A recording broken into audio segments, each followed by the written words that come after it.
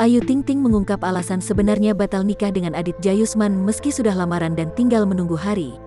Awalnya, Ayu Ting Ting menjelaskan bahwa hubungan asmara dengan Aditya Yusman putus karena masalah kecocokan. Ayu Ting Ting membantah gagal nikah karena persoalan mahar. "Kalau saya kemarin putus karena ketidakcocokan saja. Untung ketahuan, kalau nggak habis saya," ujar Ayu Ting Ting. Menjanda di usia muda hingga kisah cintanya kandas di tengah jalan, membuat kisah asmara Ayu Ting Ting sering disorot.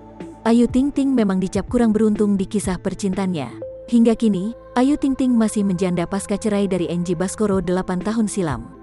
Bahkan, Ayu Ting Ting yang nyaris menikah dengan Aditya Yusman ini juga harus gigit jari saat kisah cintanya itu kandas.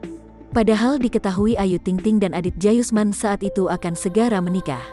Persiapan pernikahan Ayu Ting Ting dan Aditya Yusman itu pun sudah mencapai tahap akhir. Sayang tanpa alasan yang pasti secara tiba-tiba pernikahan yang tinggal hitungan hari itu harus kandas. Alasan sang biduan membatalkan acara pernikahannya pun bak menjadi misteri hingga sekarang.